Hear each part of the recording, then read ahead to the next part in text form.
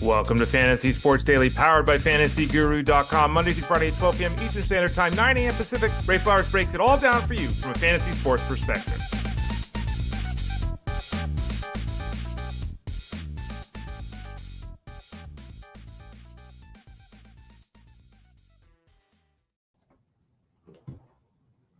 Morning, everyone. Welcome to Fantasy Sports Daily, powered by FantasyGuru.com. I'm Ray Flowers of FantasyGuru.com. You probably figured that out. You put it together because you are smart and you get it and you understand it. You've probably been here with us for a while now, so thank you for that. If you have been with us for a while, appreciate you coming back. If you want to tell a friend, we appreciate that too. Obviously, this is a free offering over at from FantasyGuru.com. We hope that you'll like what you hear, see, listen to, hear. And subscribe to this. Click that subscribe tab in the top right corner of the page at FantasyGuru.com and get signed up. We got all the sports covered. I guess we don't have highlight covered. Right? There's some sports. We don't have cricket covered. We got a lot of sports covered, though. We got basketball, baseball, football, hockey, NASCAR, PGA, MMA, soccer, horse racing. I know I'm probably leaving things out. We're covering the UFO for those of you who want to get involved there. Mark Hogan, who you saw on the show last week, covering that as well. All kinds of things available. Click that subscribe tab in the top right corner over at FantasyGuru.com and join us for some fun. The Elite Mafia is a great group of people. We often support each other.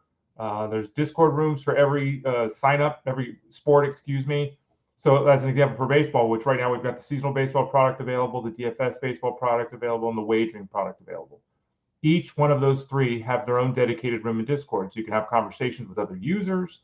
You can bounce ideas off them. You can bounce ideas off us, the folks that work there too. So that's another added benefit for those of you that join us over at FantasyGuru.com. What are we talking about today on the show? Well, before we get to that, I guess you could follow me on Twitter, X, on Instagram, on Threads, on Blue Sky, all those places at @BRayFlowers. So you can check it out there. The show today, worried or not, I posted an article this morning, and we'll talk a little bit more about this. I know it's that time of year where people are making moves, and most of the time we shouldn't be making moves because the only reason we should really be making moves now is if there's an injury or someone else is making a stupid move, which does happen. So we'll talk a little bit about an article I wrote today. We'll discuss the outlooks of guys like Freddie Freeman, who's on the injured list. Cedric Mullins, who's been killing it. Byron Buxton, Christian Walker, Nolan Gorman. On the hill, Reynaldo Lopez, we got an update. Luke Weaver, Nick Lodolo. Merrill Kelly, why leave a guy in to get battered?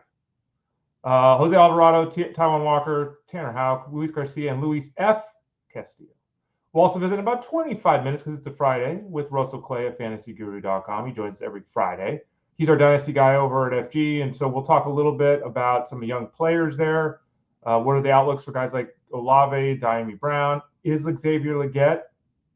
Coach said he could be the number one receiver on this team. Is that even a reality? Is it even close to being a potential reality? We'll talk to Russell about that. We'll also get a thought on the most intriguing prospects: quarterback, running back, wide receiver, tight end. So we'll just talk about it. We'll see what his thoughts are. It doesn't have to be the number one guy. It doesn't have to be Cam Ward we're going to talk about. Most intriguing guys. So we'll talk to him about that in a little bit. You can follow the show on Twitter X at Fantasy Guru Site. You can follow the show on Facebook.com/FantasyGuruHQ. YouTube.com/@ElitePlusNetwork. In all three of those spots, you can watch the show live. There's video there. You can leave comments and questions, and we'll address those throughout the show. If you're into just listening to us, go to FantasyGuru.com, click the Elite Plus tab at the top of the page. You can find Fantasy Sports Daily there, as well as the other offerings we have. So they're all cataloged there. You can just type in Fantasy Sports Daily to your podcast network. Take us on the go with you. Listen on your phone, your computer, whatever it might be. The name is Fantasy Sports Daily.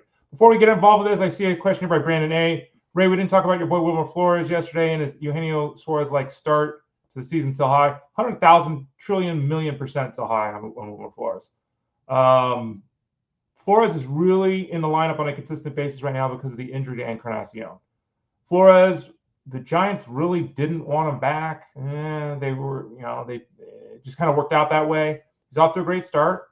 He's had a very productive career. He's flexible. He can play a couple of extra positions defensively. He's got a decent offensive game, but he's not going to be in the lineup on a daily basis. Even if he was in the lineup on a daily basis, you're not going to care in 3 months. Brandon, if you could trade him for something, I'm all for that. I don't know how many people in your league would take the bait because, again, I think at this point of his career, we're very clear on what Wilmer Flores is. But if you can sell him for something, sell him high as you suggested, I would agree with that. Give that a shot. Robert C says, anyone notice the little torpedo bats next to the player icons on Yahoo? I don't have any leagues on Yahoo. I haven't played on Yahoo in years, Robert. So I don't know. Is that a thing, everyone? Help Robert out. Is that really a thing that there's a torpedo bat logo? I wonder if would they actually do that? It's really interesting if they actually did do that. But I don't know. Let me know in the chat room here if any of you have noticed that on your Yahoo leagues as well. All right, let's start talking about some of the news and notes of the day. I want to start off with this idea of the Worried or Not article, basically MLB cold starts. In that article, yet again, as I noted, you want to read the sample size article that was written a couple days ago that talks about what sample size is necessary. What sample size is. Chris D says, I do see it on O'Neill Cruz. So, okay, maybe they're doing that. That seems very weird. I don't know why that would be a thing to note, but okay, if they're doing that, I guess that's cool. Read the sample size article because it talks about the number of plate appearances, the number of batters faced, those kind of things where the information gets to a point where it reaches critical mass and it starts to really mean something. We're not at that point yet for anything. Okay. Say this every year. That's why I wrote the article, so you're all aware of it. So Ray, why do an MLB cold starts article? Because despite me saying we're not at that point, I'm getting questions every day from people that want to make moves. So I get it. All right. So what I did in the MLB cold starts article today is I put players into 3 categories. I'm not worried. I'm slightly worried. I'm deeply concerned. And so what I did was I took the bottom 50 qualifiers for the batting title and looked at their expected WOBA, and that's how they're listed there. So, there are guys on there like Chris Bryant, Michael Toglia, Rafael Devers, Heimer Candelario, Wilson Contreras. Obviously, a variety of players, some that are likely to stay cold, some that are likely to warm up a little bit, and some that can warm up an awful lot. So I went through and I designated, again, those bottom 50 guys, and each of them has a comment. So it's not just I gave a number, grade kind of thing. I actually gave a little comment. So I really encourage everyone to read that. Hopefully, not to give up on Rafael Devers. Hopefully, you shouldn't be that concerned with Rafael Devers. We have talked about the shoulder. We have talked about the DH stuff here on the show. But it's Rafael Devers. If it's Hunter Renfroe, we talked about Victor Robles on the show the other day. He's on the list. So check that article out. Again, it's too early to be making sweeping calls on players. Most times when you ask, just to be fair and honest, most of the time when you come to me and you say, Ray, what do you think? It's April 4th. The season, in essence, is a week old. It's longer than that, but it's in essence a week old. I'm going to tell you, look at the rankings in the majority of instances. Because we don't have enough data for this stuff to change unless someone's traded, unless someone's hurt, unless someone all of a sudden is getting playing time we didn't expect, Hunter Goodman. So check that out. Check out the MLB Cold Starts article over at the site. Okay, let's dive into some of the news and notes. Freddie Freeman was placed on the injured list with that shower mishap, whatever the hell happened there. They said they didn't think he'd need to be on the injured list. They waited a couple of days, and they retroactively put him on the list. March 31st is when they designated him for the injured list. So I think at this point it's fair to think that he's going to miss the minimum. But again, I said this on the Elite Sports Show. So by the way, we've got 3 shows. For those of you that aren't aware, it just started up this week for the 3rd show. We've got this show, 12 o'clock Eastern Standard Time, Monday through Friday. Jeff Mann's got the Elite Sports Show, Monday through Friday at 3 p.m. Eastern Standard Time on SiriusXM Fantasy Sports Radio. Show number 3 is myself and Justin Fensterman on Game Time. That's from 8 to 10 Eastern, Monday through Friday on SiriusXM Fantasy Sports Radio. So we're here at 12. We're on SiriusXM with Jeff Mann's at 3 o'clock Eastern and Justin Fensterman and myself at 8 o'clock Eastern. So I'm doing double duty every day of the week. I'm here 4 days of the week. There 5 days of the week. The one day I'm not here, I'm with Jeff Mann's. I'm actually on SiriusXM twice those days. So doing 5 hours on those 2 days with SiriusXM. We talked about on the show last night when this injury issue, the news came with Freddie Freeman. It came down during the show last night. And I said basically, the obvious, that the Dodgers have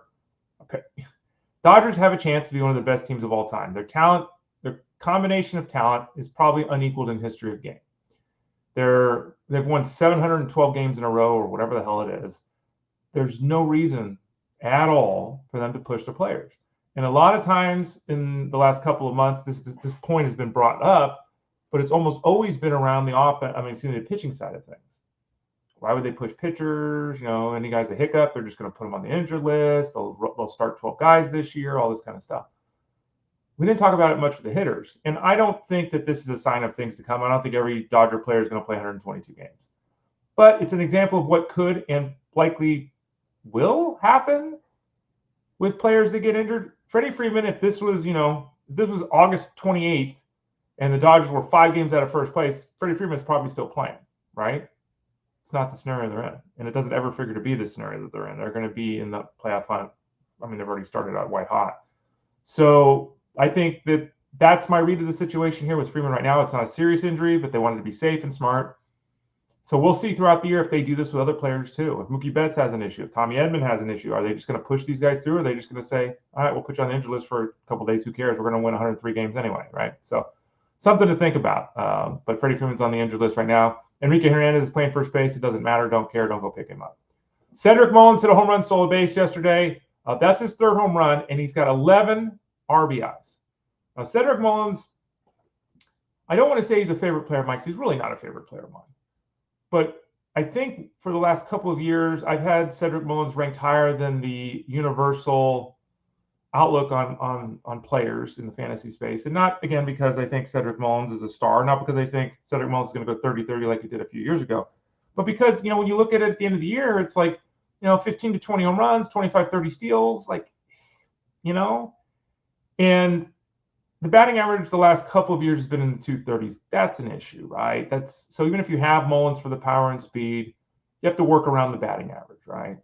So he's not an ideal. He's not a guy you push to draft. If you get him, great, but he's not a guy you push to draft.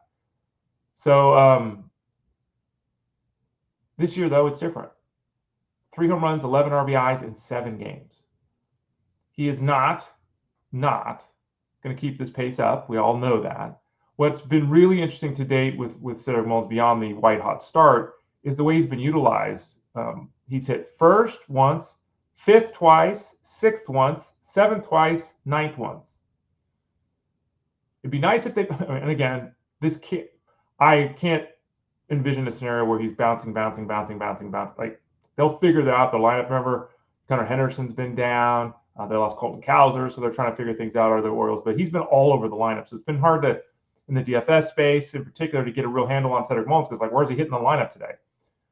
I think the bottom line is this great start just highlights the fact that he is going to be a productive player this year.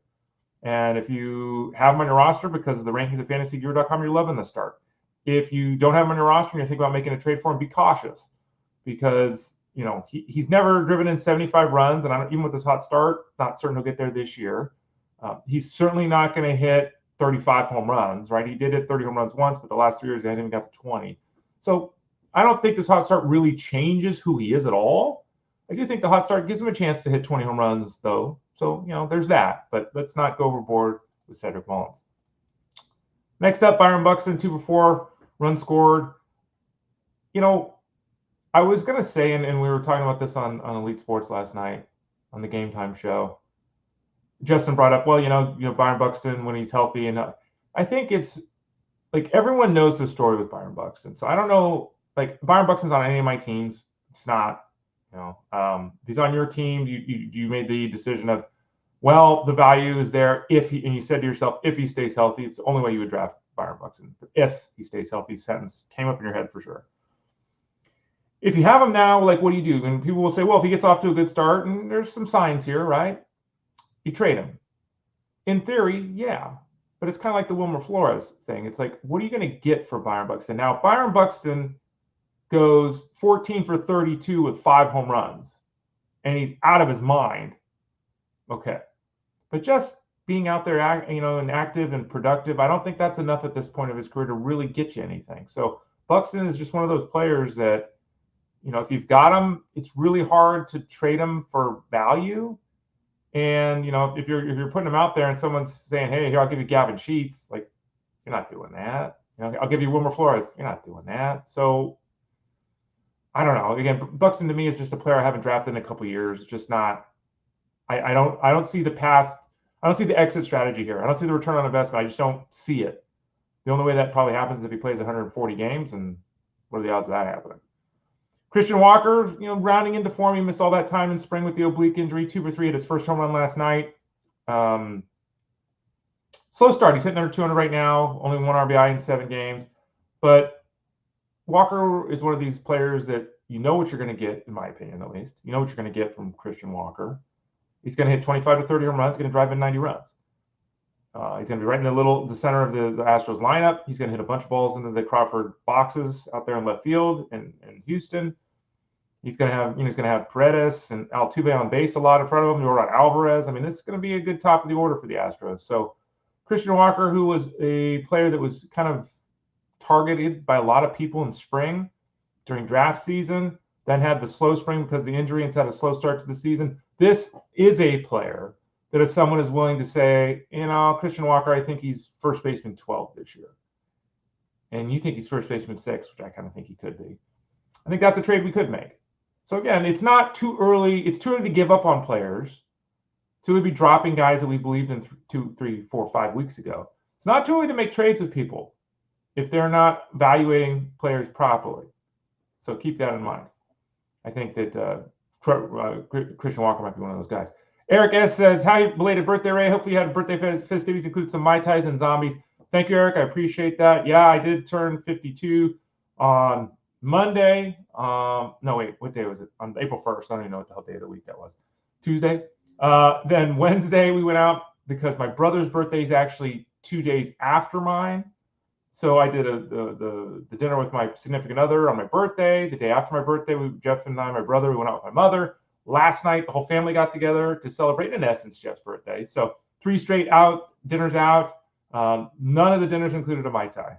We were going to go. I'll tell you this, Eric. We were going to go to Mai Tais. We were going to go to the city, and we were going to go to Pagan Idol, and Elite Sports Game Time show came in. So just weren't able to make it. Maybe I'll have a Mai Tai this weekend, but I appreciate the well wishes, Eric. Thank you.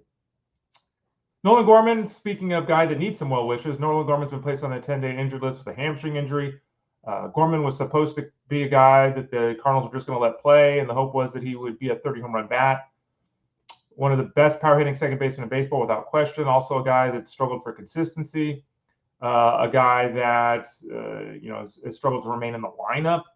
A guy that's never quite dodged he needs to be platooned. Well, now he's on the injured list, the hamstring injury. It looks like Alec Burleson just come on down at bats, right, for Alec Burleson.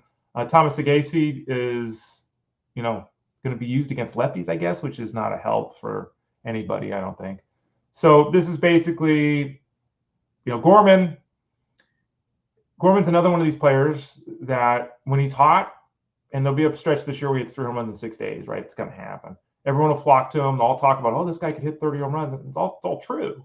But he's got to stay on the field and he's got to stay consistent. And he just hasn't been able to do that. The Cardinals, again, have no incentive not to let him try because clearly they're in a rebuild mode at this point.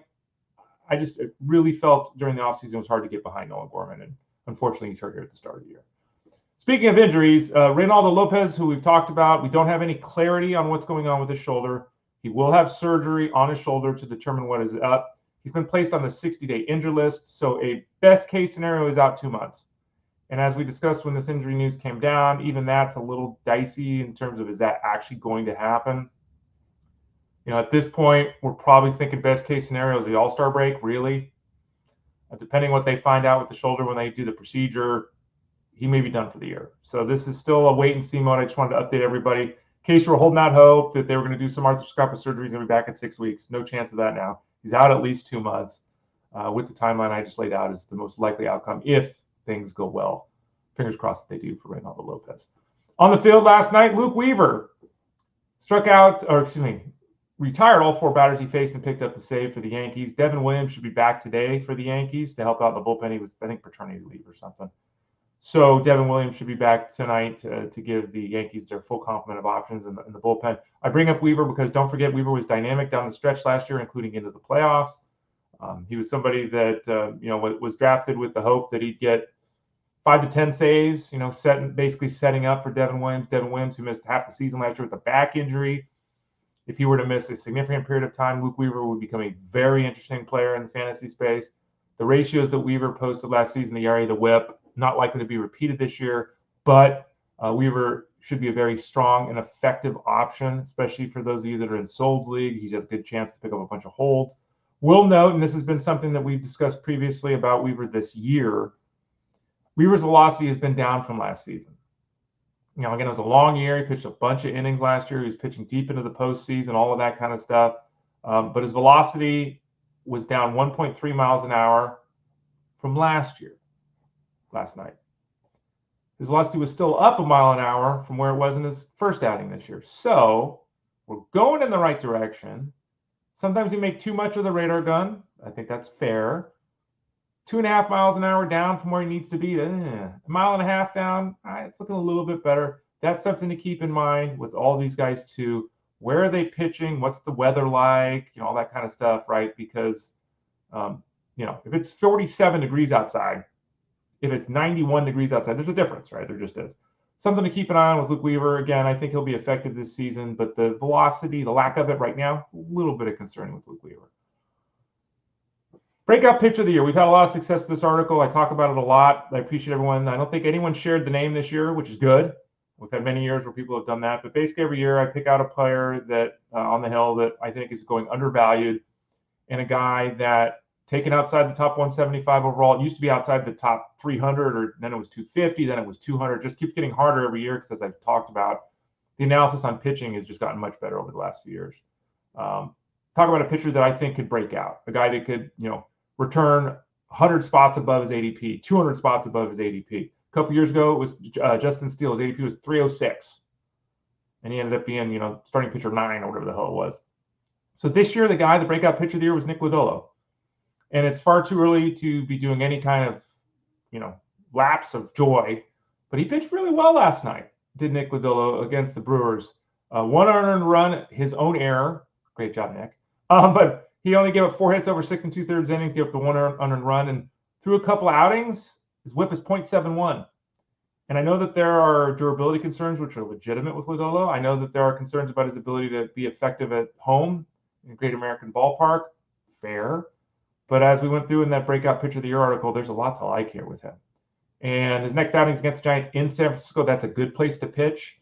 So Nick Lodolo, just stay healthy, kid. I mean, I think that's really what this is all about. You never know with these young players. You never know with any players, let's just say it, right? We talk about it all the time. But the fact is that Nick Lodolo, great start. Let's keep the ball moving, Nick. Keep it going. Speaking of great starts, let's speak about the other side of things, which is a terrible start. Merrill Kelly is the guy we all took as our 7th starting pitcher in a mixed league or whatever, you know, and he's the guy that's going to give you 5 1/3 innings, give up 2 or 3 runs. He's going to be fine. He's not going to be a standout or anything like that. Ratios will be okay, win a few games, again, round out your rotation. His first outing, that's what we got. We got that Merrill Kelly. Last night, You have 9 runs in 3 2/3 innings to the Yankees. Now, the Yankees lead baseball in home runs. They're hitting home runs every night. Like, they're out of control right now, the Yankees. So I don't know how many people pitched Merrill Kelly last night anyway, because it was a rough matchup going against the Yankees, though Zach Gallen just had 13 strikeouts against the Yankees, so maybe you went with Kelly because of that fact. But the bottom line is Kelly got obliterated. He gave up 9 runs in 3 2/3 innings. Catastrophic start. And a catastrophic start is the worst thing that could happen to you in fantasy other than an injury. My question is, he'd already given up 7 runs. Why is he still in the game? Like, you're trying to save your bullpen in the second week of the season? Like, what are we doing here? That's, you know, and to me, sometimes we give managers credit what they deserve. Sometimes we give them crap what they don't deserve. In this instance, I'm going to say they deserve to get some crap. Merrill Kelly didn't have it last night. Didn't have it. It was clear. He's getting beat all over the yard. The Yankees are blasting the baseball all over the place. Why are you leaving him in to give up more earned runs? You'd already given up 7. Why did you leave him in to give up 9? If you're telling me we got to save our bullpen on April 3rd, your season's in trouble. And I looked it up. The only guy that had pitched, like, what was it? Let me pull it up as we're talking. Arizona's bullpen hadn't been overused. I think that AJ Puk had been the guy that's the only one that had been used. Let's see here. Where's Arizona? So AJ Puk had pitched 2 straight days. Justin Martinez had pitched once in 4 days. Ryan Thompson once in 4 days. Joe Mantiply once in 4 days. Shelby Miller once in 5 days. Like, so I don't get that. So sorry to everybody if you played Kelly. managing decisions. They let you down on that one last night. Jose Alvarado allowed a run on 3 hits, but it picked up a save against the Rockies. The Rockies are obviously not very good. Lots of pitchers are going to have success against the Rockies this year. Jordan Romano worked the 8th inning and pitched well, but Alvarez was out there in the 9th. So, to me, and this is one of those scenarios that I think a lot of people, when we've talked about bullpens a lot already, people read a lot into the decisions that teams do or don't make early in the year. And remember, we're trying to get everyone involved in bullpens. Some teams will have Emmanuel Clase that they'll run out there to close the game down 40 times. Other teams will mix and match. The Phillies believe, I still think this, they believe that Jordan Romano is going to lead their team in saves. That's still the position I hold. I think that's still internally the position they would hold. Alvarado going back to spring, and I know a lot of you have been talking about this, was tremendous. And let's face it, Alvarado throws 100 miles an hour. And when he's on, he's filthy. He's also left-handed, and he also has problems throwing strikes at times. There's also Ryan Kirkering there. So, if you want to pick up Alvarado and hope that he, stays locked in for the next 2 months, keeps the whip around 1, doesn't have those bouts of inconsistency with the control, that's okay. I have no problem with that. He's going to give you strikeouts, and he's got the chance to pick up some saves. If you're going to drop Jordan Romano to pick up Alvarado, I'm not going to support that.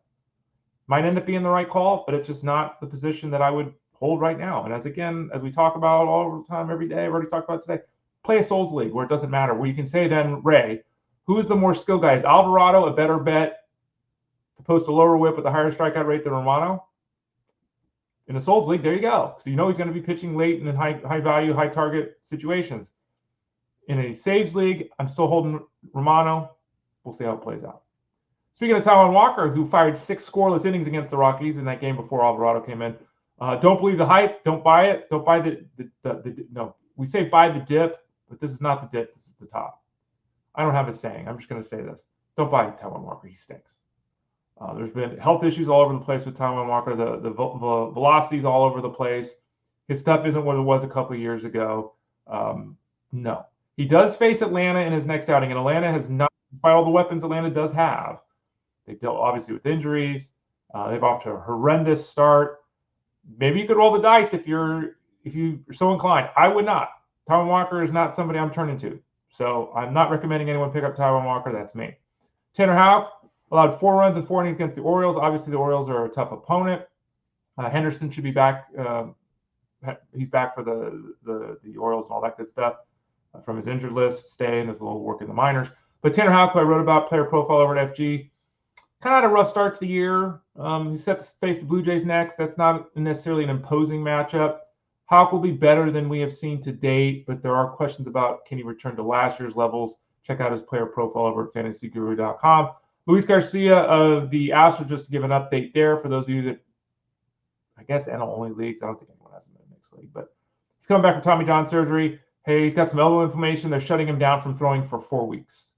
4 weeks of no throwing, meaning he's going back to 0. So Luis Garcia, best case scenario is All-Star break. Best case scenario, I don't even know if that's realistic. I guess Lance McCullers has now jumped Luis Garcia and Christian Javier. That's the guy most likely to return the earliest for the Astros. And then finally, before we talk to Russell Clay of fantasyguru.com, be careful when you go to the waiver wire, who you add. Don't go and make the mistake of seeing Luis Castillo on the waiver wire and thinking, oh my God, someone in my league's an idiot, and go grab him. There's a difference between Luis Castillo of the Mariners and Luis F. Castillo of the Mariners. Yes, the Mariners have both Luis Castillos. One of them is designated with an F. Luis Castillo pitched the last game for the Mariners. This next game for the Mariners is by Luis F. Castillo. So we have to do some brain, wrap our heads around this. Luis Castillo is pitching 2 games in a row for the Mariners. It's a different Luis Castillo. Again, Luis F. Castillo. Make sure. Because I had this problem. I will admit, I had this problem last year. There's 2 Luis Ortizes. One of them's Luis L. Ortiz, right? The guy now with Cleveland. Make sure you're picking up. In that instance, both of them are on waiver wire, so that was fine. But in this case, I just want to throw it out there. Don't think someone in your league's a buffoon. People in your league might be buffoons, but if it's Luis F. Castillo, it's not a guy you want to turn to. So just keep that in mind. How fascinating is that? Back-to-back games by the same guy pitching. Jason Stark out there is writing about that someplace, right? It's got to be the case. All right, so that's our baseball discussion for the day. Remember, go to fantasyguru.com, click that subscribe tab in the top right corner of the page. Get signed up for all the products, seasonal baseball, DFS baseball, betting baseball. Subscribe at fantasyguru.com. Click the tab there at the top. You can always send a note to support@fantasyguru.com. Support@fantasyguru.com. Without further ado, let's bring in our man, Russell J. Clay. I say the J because I don't know if there might be another Russell Clay that works for Fantasy Group. Now it's the same guy. I saw Russell smiling when I was talking about Luis Castillo. You found that quite humorous, Russell. Welcome to the show. So, number one reason why, hello everybody, by the way. Number one reason why I don't do baseball content, and this sealed the deal for me. So, Luis Castillo on the Mariners, right? Mm-hmm. So, the last 2 years, every start of his, I thought he was Felix Hernandez. Okay. For whatever reason, I was moving forward and I was like, oh, this guy's an ace. This guy's the man. Mm-hmm. And turns out totally different guy and not nearly as good as Felix ever was. No, but I mean, it's fair. Right-handers that eat up innings, get strikeouts, pitching for the same team. I have, you're a baseball card guy. I actually have a chrome Felix Hernandez rookie card in my drawer over there. That's one of the few cards I actually have. It hasn't been graded, but it's in a little, hard screw down sleeve, whatever the hell they're called. But yeah, that's Luis Castillo's good. I've always said Luis Castillo's always been one of my guys. Because he's never quite looked at as a star, to your point. Yeah. But he's in that next level, right? He's in that guy that gives you innings and strikeouts. So, but yeah, how wild is that? Same name, the only one difference is the initial. Same team. That's weird. Yeah. Russell Clay, otherwise known as Russell J. Clay, otherwise known as Russ Clay of fantasyguru.com. You're our dynasty guy, so I wanted to talk to you a little bit about a bunch of things today, Russell. And, before we get to some player news and notes, we have a whole series of player profiles for rookies for the draft class over at fantasyguru.com. You can get the franchise mode if you just want to get that off-season coverage. You can obviously sign up for the football product, the full season product as well. And you're involved with that, writing these player profiles about how all these youngsters are going to be taken in the draft here in a couple weeks. I wanted to ask you and go position by position, not who's your number one guy. You can't say that if you want, but I was more interested in who are some most intriguing guys for you? Like everyone at the quarterback position, let's start there. Cam Ward's going to be the first quarterback take, and everyone's kind of fallen in the camp of Cam Ward. Who's the most intriguing prospect at the quarterback position for you? Is it Cam Ward or is it somebody else? So Jalen Milroe, the Alabama quarterback, we've had the prototype already. We have the Jalen Hurts. We know it can work. The athletic quarterback, surround him with elite weapons, get him a good offensive line, and it can work now. So draft day and draft week, I'm super curious what team hones in on him, whether it's late first round or second round or even third round. Whoever takes a shot on him, if it's a good OC and a good coaching staff and a good franchise, I'm going to be really, really curious with Jalen Milroe. That's someone I'm honing in on. Not a traditional quarterback I'd be interested in, but it's a very new era for quarterbacks. So that's going to be my shift for this draft season of saying, historically, I would not be interested in Milroe, but with the information we know now, I could be swayed now. At the running back position, it's Genty for everybody. He's going to go, potentially top 10. We'll see how that all plays out on draft day. Who's the most intriguing running back? Is it him because he's just so far and away better than everyone else? This is one of those generational kind of running backs, or do you just want to spotlight somebody else? Yes, it is him. Okay. He is the best. And anyone making a hot take to say he's not they can do that. This is a great running back class. This running back class is going to shift the fantasy football landscape for the next 5 years. So I'm really excited about this class. A guy I love, and I did a profile on him this week, is Caleb Johnson, the Iowa running back. Shout out Ted Schuster. He really uplifted that offense the last couple years.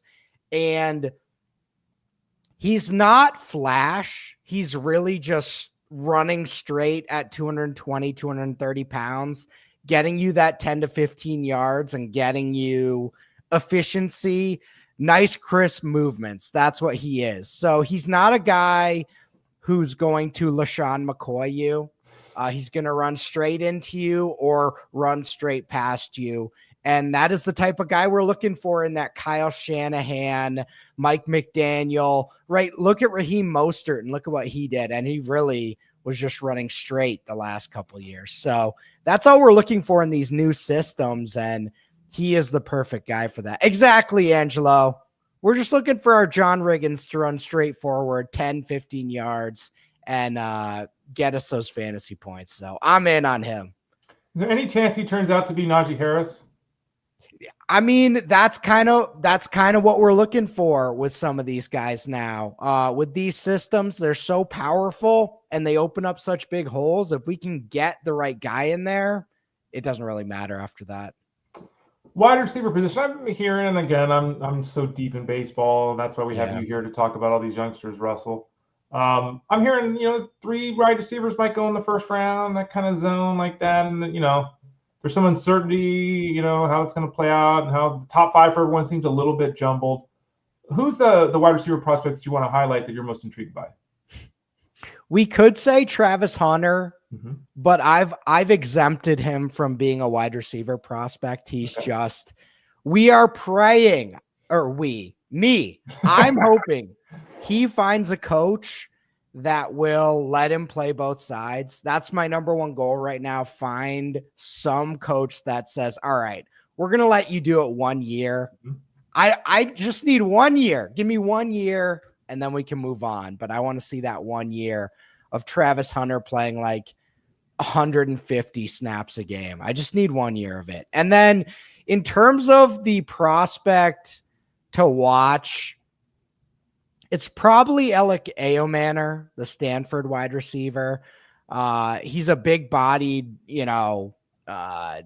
after the catch guy. He's got a lot of athleticism at a bigger size. So I still hold on to that archetype, even though we should just get hyped about the slot receiver who's going to catch 100 balls a year. But Alec Ayomanor from Stanford. Russell Clay of FantasyGuru.com. Trey McBride just got paid. The highest paid tight end of all time. He's obviously a massive part of what the Arizona Cardinals are wanting to do. Anyone in this tight end class you want to pop, the pops you want to talk about? Is there a McBride, Bowers? I'm thinking no from what I've seen on the outside, Russell. Yeah. We got Brock Bowers last year. That's probably not happening for a long, long time. So we did get our Brock. That's wonderful. That's not happening again for a while. We are getting Tyler Warren, though. Penn State tight end. Really good after the catch. Just another classic tight end coming out of Penn State that's going to be a 5-10 year veteran and be on a roster. And hopefully he does a little better than Mike Gesicki. But, he's going to be another guy I'm a fan of. So remember, folks, over at FG, click that subscribe tab in the top right corner of the page. You get signed up for either the franchise mode for the off-season coverage or the full-season NFL product at FantasyGuru.com. Get you all the coverage of all of these youngsters, all these player profiles of all these names that we're talking about, guys like that, just going to day after day until the draft comes. We also have a live stream. Is it on draft day? Is it actual? Do you know that, Russell, for the coverage here of the actual NFL draft? I think we're working out the kinks, but I believe we're going to do the night of day one. Okay. So that's a 4 or 5 hour live stream breaking down each pick. I think we're going to have guests and a few other people on, so it should be a fun time. Russell Clay at FantasyGuru.com joins every Friday at about 12:30 Eastern Standard Time.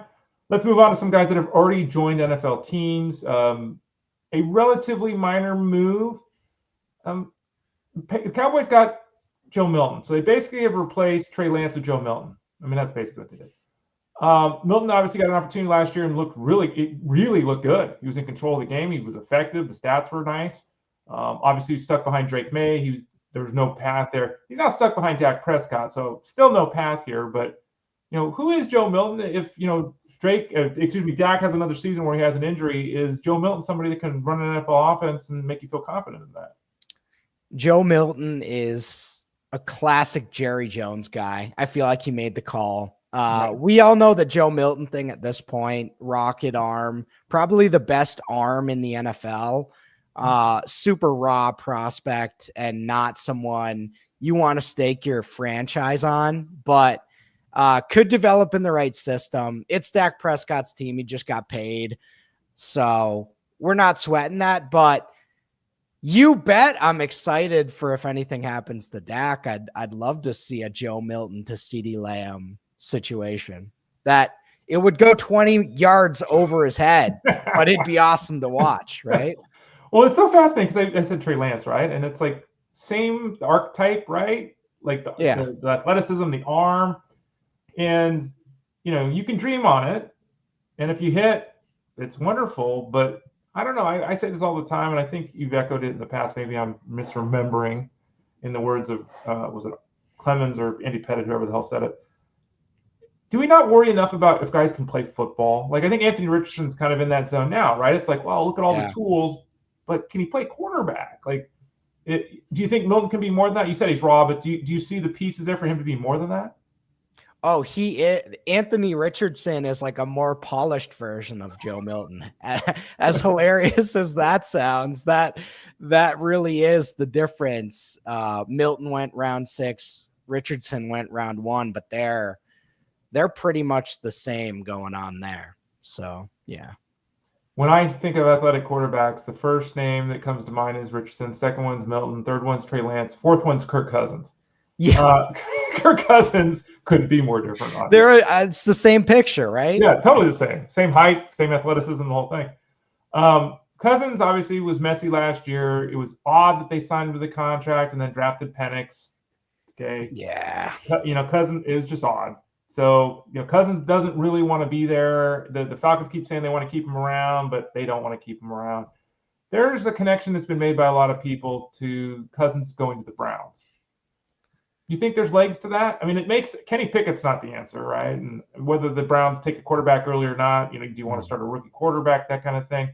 Kirk Cousins could lead this team to 7 or 8 victories. Without him, they might win 5 or 6 games. It's one of those things. Like, it's not going to change the franchise. But does that make sense? Do you think that's got some legs?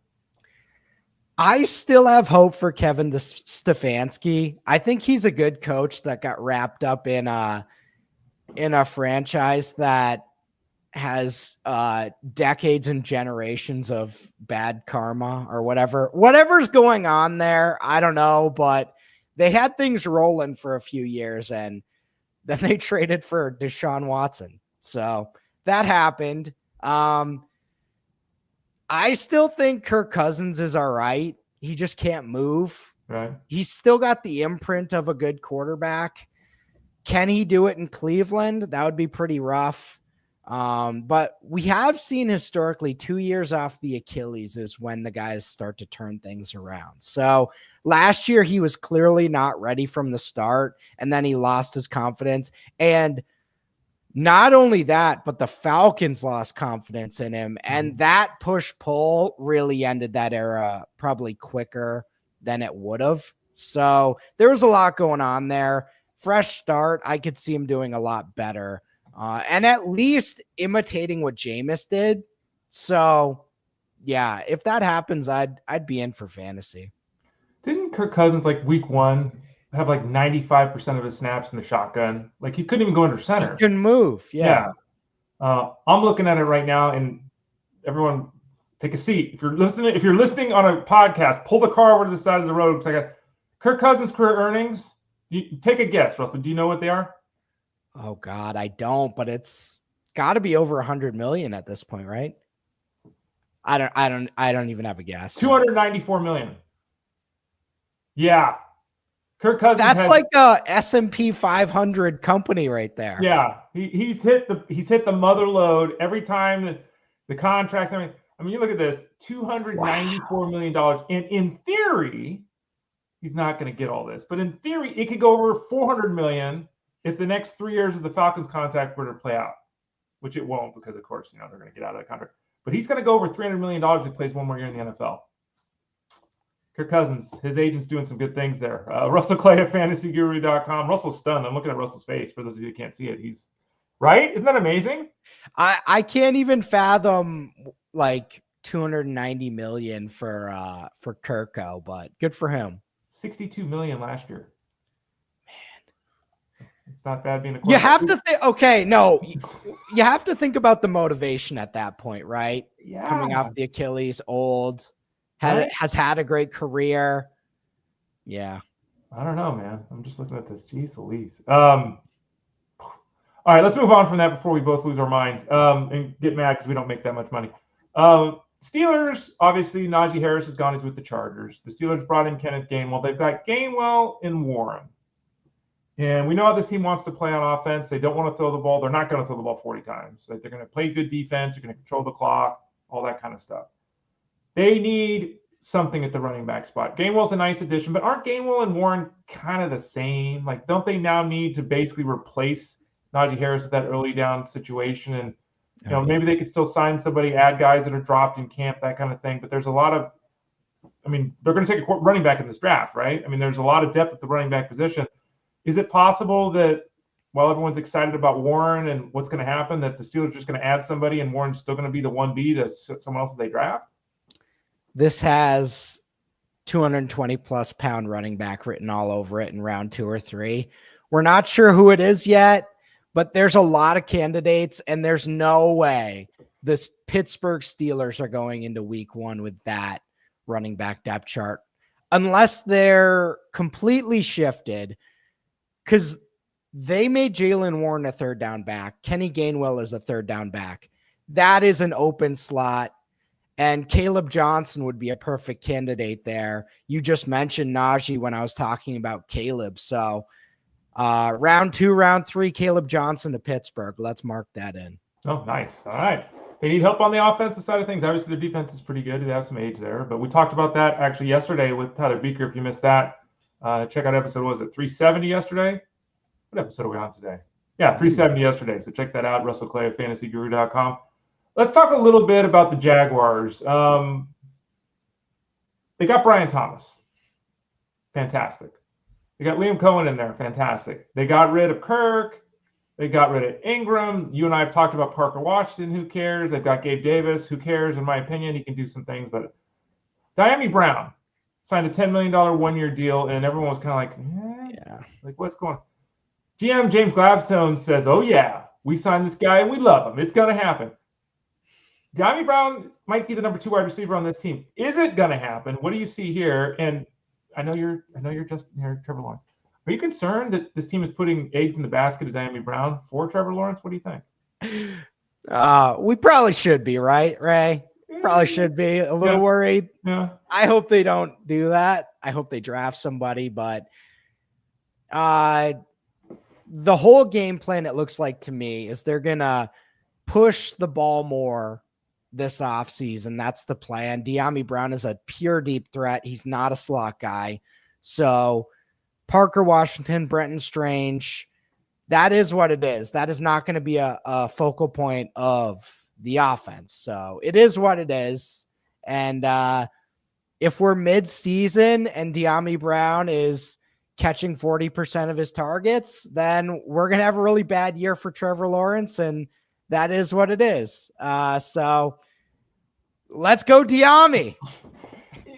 So are you basically saying that in essence, he and Gabe Davis are kind of the same guy? They're kind of redundant pieces in this offense? Totally. Yeah, totally redundant. And they're taking the L on that Gabe Davis signing, I think, and taking what they can. And if they can get a full season of snaps out of Gabe Davis, I imagine they'll be happy about it. But this is not going to be the Gabe Davis show, though. Whatever happened last year, the Jags gave up by week 5. So keep that in mind as well. But Gabe Davis, not a one, really. So yeah, we kept waiting for them to fire their coaching staff, and they kept waiting and waiting and waiting. Yeah. What about the situation with Carolina? You know, Bryce Young played a little bit better in the second half. Everyone seems to like Canales, thinks he's got the team going in the right direction. They signed Adam Thielen. They reworked his contract to keep him around. They've got Jalen Coker, who had some moments last year, and people are a little bit interested in the long-term aspect of things. And then there's Xavier Legette. And Xavier Legette obviously was drafted last season, had a rough year, injuries, the offense wasn't great. Dave Canales was asked about, are you guys going to draft a receiver? And he basically said, well, who? Sure, you never know. Well, we got Xavier Legette, and I think he can be our one. That's kind of surprising to me. Is that surprising to you? And do you think that if he is indeed that guy, that there's some untapped potential here in the fantasy space? Xavier Legette, big horse guy, big farm guy. He's got a bunch of videos, and I just saw that. His off-season training is hanging out on the farm. So I don't know. We were worried about the drops in year one. Not sure that riding horses is going to change that. But he was a first-round pick, hyper athletic. We do like that. I know all the Carolina people love Jalen Coker, so that's a fun deep threat there. And I do love what I saw from Bryce Young in the second half. Super weak conference too. The Saints are on a rebuild track. That Bucks team is, they were good, but one Mike Evans injury in that offense is they lost their OC as well. And then, Saints and all that. So we'll see. They could be in a weak division, and the Falcons again, Michael Penix. So they could make a playoff run. We could see Bryce Young in the playoffs in 2025. And boy, after week 4 of 2024, who would have ever thought that? So I do like Bryce. The wide receivers I'm not a fan of, but I guess we'll sort it out as we go. Yeah, we've got a chat amongst some of the guys on IM chat, and it was Legette riding his horse down the street, and I had no idea. To your point, I have one pair of overalls that I got like 6 months ago. We were doing pottery. We've talked about that. So my gal got me a pair of overalls to wear. I saw that Xavier Legette. I don't know if he's wearing underwear. He certainly wasn't wearing a shirt. He's just wearing the overalls. Do you have a pair of overalls? Have you ever had a pair of overalls? And if you did or will you wear overalls with a shirt underneath it like me? Or are you going to flash the guns like Xavier Legette? Listen, I got to get in the gym. I got to get pumping iron and bench pressing. And if I can look like Legette, then I'll fire off the shirt there and go just overalls. But for now, we're going shirt on, at least a white tee, right? Yeah. And again, but if it's 98 degrees, if it's too hot to wear a shirt, why are you wearing overalls? Right. Yeah. And that's just, and again, I'm from California. Maybe when it's 98 degrees and you're in denim, it's fine if your arms are out. I don't know. It just seems like a weird, right? Like, it's like you're wearing freaking jeans over 2/3 of your body. If it's that hot, put some shorts on. Unless he's throwing hay bales, the hay can get on you. Yeah. But I don't know, man. I got nothing. One more guy to ask you about the wide receiver position. You mentioned the Saints. And this guy's name has come up in Discord, since late in the year last season. I've continued to see it in the offseason here. It's Chris Olave. Chris Olave has been really productive. He's obviously the number one receiver with the Saints. He's someone in the fantasy space who's been looked at year after year as a top 20 guy. Kellen Moore is kind of excited about working with this guy and everything like that. But he's had the head injuries. So to reiterate the point that you've made previously, what are your thoughts on who Chris Olave is right now? And let's separate it in a redraft scenario and a keeper dynasty scenario, because we all love the talent and the opportunity should be there, but that health piece, I can't get around it very easily, Russell. This shows how volatile prospect evaluation is. And like we talk about, Ray, leading up to the draft, we get all these takes and we make all these opinions. Some become Devontae Smith, where they say he's 170 pounds. He's probably 160. Mm-hmm. And he gets through every season fine, and he gets down and everything's fine. And then there's Chris Olave, who very similar players, similar talent levels. And then it seems like every week he's taking an enormous hit that is knocking him out of the game. So talent level wise, I think he's comparable to Devontae Smith. Very different perceptions right now. Where does that lean? We like Chris Olave, very talented. He is one hit away from probably missing the entire season. So I don't know. He's 24, 25. He's still very young, but we just can't take that lightly, especially in a dynasty setting. In a redraft, we can fire off, especially coming at a discount now. Nobody's paying a high-end price for him anymore. So we are getting that discount, unlike last year. But, man, it's a hyper risk now. And there's always going to be a guy like Brian Thomas or a young player that you could say, or a Roma Dunze, that you're like, do I just take a shot on the young guy instead of this every week I'm sweating guy? So that is the equation now. I'll probably take some shots on him this offseason, but we know what we're getting. Russell Clay at fantasyguru.com. Russ, what do you got coming down the chute here the next couple of days? More player profiles? And if so, who are we looking at? Yeah, so we did 3 running back profiles on my end this past week. We had Travion Henderson, did 2 Ohio State running backs, Travion Henderson, Quinshon Junkins, and then that Caleb Johnson fella I was talking about, and came away higher on all 3 of them than I was initially. Just buy all the 2025 running backs and you will prosper. Wow. You had a little thread, Russell J. Clay on Twitter X. You had a thread talking about running backs the other day too. Was it 2006, 7? What year was it you were laying out? Yeah, so 2017 was the class that basically has carried us the last 8 years. And for Dynasty, if you just drafted a ton of running backs in that class, you probably won your Dynasty league like 4 or 5 times. So I do feel like this is pretty close to that type of quality of class. Final question before we let you run, Russell. Dynasty perspective, all we look at the Dynasty room is trades for draft picks, right? It's all it is. I find myself saying a lot, and it's probably people that hate hearing it. It's like, I want a player. Pick 9, pick 8, pick 12. I don't know who that is. I don't even know who that is. Like, number one, I don't know who that is. Number two, you're making these moves for players. They're not even drafted yet. So, they might end up in a crappy scenario. What are your thoughts in general on just trading for draft picks? Well, they're looking to get a little dopamine. They're looking to get a little excitement. So if you want to trade right now, just know that's what you're doing. The smart move, wait till the draft, see where everybody lands, and then figure out who you like for all these players. But, if someone's scratching an itch and you want to make a trade, go for it. But don't go in the chat and look for us to be like, yeah, fire off, because we're probably not going to give that to you. Yeah. Again, and I say this too to everybody. It's your team. Right. Do whatever. If you want to do it, go for it, man. Yeah. You're asking my opinion. This is what I think. This is what Russ thinks. But if it's your team and you want to say, screw you guys, I want to get 18 draft picks, go for it. It's your team. Have fun with it. Like Russ said. Depends what your goals are, too. Are you trying to have fun? Are you trying to win money? Do you have a competitive league? No, all that kind of stuff. But anyway, excuse me, I appreciate that, Russ. Thanks for joining us today. I really appreciate the visit, as we do every Friday here on the show.